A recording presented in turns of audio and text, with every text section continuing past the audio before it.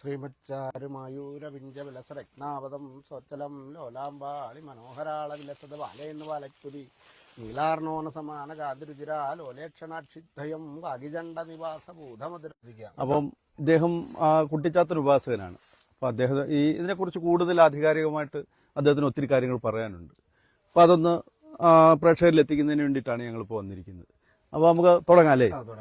ചാത്തനും ചൊല്ലുന്ന വിധിയത് കർമ്മത്തിൽ കേൾക്കടോ നീ, നല്ലൊരു കള്ളും തരിപ്പണം പൊടിച്ചതിൽ ശർക്കരാജ തിട്ടുകൂട്ടി കുഴച്ചതും, ആട് വെട്ടിയും കോഴി വെട്ടിയും 600,000 കുതിര വെട്ടിയും നല്ലൊരു ബലി നൽകിക്കൊണ്ടുവന്നാല് കാളികൂളികളും വേതാളികളും 100,000 നല്ല ചാത്തന്മാരും 64 പിശാചുക്കളും ഈ കണ്ട ദൈവങ്ങൾ പ്രസാദിച്ചു കാണും എന്നും ധരിക്കണം നീയല്ലോ. അപ്പൊ ഇത് വിധിപ്രകാരമുണ്ട്, വിധിപ്രകാരം പഠിച്ചതാണ്. ചില ആൾക്കാർക്ക് ഈ ചാത്തന്റെ പേടിയുള്ള ആൾക്കാരുണ്ട്. അത് പേടിക്കേണ്ട കാര്യമൊന്നുമില്ല.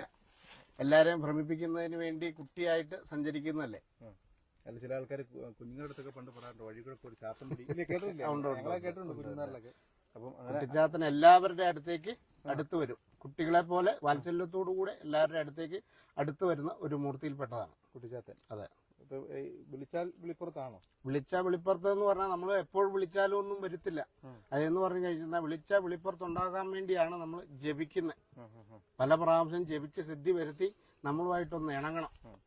ചെയ്യരുതൊരു കർമ്മവും ചാത്തനാലെ ചെയ്യിക്കരുതൊരു പതികർമ്മവും ചാത്തനാലെ എന്ന് നന്നായി ഉപാസിച്ചുകൊണ്ടാൽ നൽഗതി വരുമെന്നാണ് പറഞ്ഞത്. എന്ന് പറഞ്ഞാൽ ഈ ഉപാസന കൊണ്ട് ചില ചില ദോഷങ്ങൾ വന്നിട്ടുണ്ട്, പല കുടുംബക്കാർക്ക് വന്നിട്ടുണ്ട്.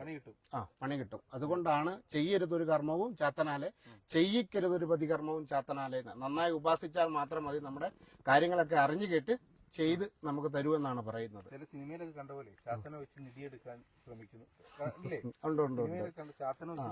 അത് ഒരു കഥയുടെ ഒരു ആസ്പദമാക്കി ഉപയോഗിക്കുന്ന ഒരുപാട് കാര്യത്തിൽ അത് അങ്ങനെ ഉപയോഗിക്കാൻ പാടില്ലെന്നാണ് പറയുന്നത്. അങ്ങനെ പറ്റുമോ? അങ്ങനെ ചെയ്യുന്നവരുണ്ടായിരിക്കും, പക്ഷെ അങ്ങനെ ചെയ്യാൻ പാടില്ല എന്നാണ് നമ്മൾ പഠിക്കുമ്പോൾ നമ്മളോട് പറഞ്ഞു തരുന്നത്. ഇത് ഉപാസിക്കാൻ മാത്രമേ പാടുള്ളൂ. സത്യം പറഞ്ഞാലേ എനിക്ക് ഇദ്ദേഹത്തിന്റെ അടുത്തേക്ക് പേടിക്കേണ്ട ആവശ്യമൊന്നുമില്ല.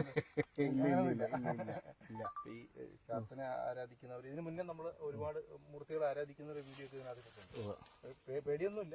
അതായത് ഈ ഒരു പറഞ്ഞു കുട്ടിച്ചാത്തെന്ന് പറഞ്ഞ് നമ്മുടെ മനസ്സിലേക്ക് കൂട്ടുന്ന ഒരു തീർച്ചയായിട്ടും ആൾക്കാരൊരു ഭയപ്പെടുത്തുന്ന ഒരു രീതിയിലുള്ള ഒരു കാര്യമാണ് കുട്ടിച്ചാത്തൻ. അതെ അതെ അതെ അതെ. ചെമ്പങ്കണ്ടമുണ്ടൻ ആര്യൻ ചെറുപ്പത്തിന്റെ പുറം കയറി അടയിരുന്നു, ഇടംകൊമ്പത്ത് വലങ്കാലം വലംകൊമ്പത്ത് തകർതാളടിച്ചിരിക്കും വിഷ്ണു വിഷ്ണു മഹാവിഷ്ണു മായക്കുട്ടിച്ചാത്തൻ എന്നാണ് പറയുന്നത്.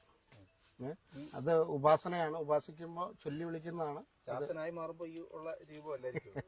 ചാത്തന്റെ ഓരോ ഭാഷകളുണ്ട്, മറുഭാഷകൾ. അതിപ്പം കുറച്ച് ആൾക്കാർ മാത്രമേ അത് സംസാരിക്കുന്നുള്ളൂ. ചാത്തനായി മാറുമ്പോൾ രൂപം മൊത്തത്തിൽ മാറുമല്ല. ഒരു ചെറിയൊരു മുഖത്തിന് നമുക്ക് വെയിലത്ത് നിന്ന് കഴിഞ്ഞാൽ മുഖം ഇടിമ്പിക്കുമ്പോല്ലേ എന്ന് പറഞ്ഞാൽ മഴയത്ത് നിൽക്കുമ്പോഴും മുഖം വേറെയാണ്. അപ്പൊ നമ്മൾ ഉപാസനയിലിരിക്കുമ്പോൾ നമ്മൾ ആ രീതിയിലേക്ക് വരും. ഈ ഇതൊക്കെ വീഡിയോ കണ്ടിട്ട് കളിയാക്കുന്നൊക്കെ പണി കിട്ടും.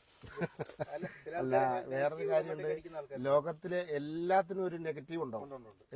അപ്പം ആരെന്നെ അമ്മയെ തല്ലിയാലും 2 പക്ഷക്കാരുണ്ടാവും എന്ന് പറഞ്ഞ പോലെ ഇത് വിശ്വസിക്കുന്നവരുണ്ടാവും, വിശ്വസിക്കാത്തവർ.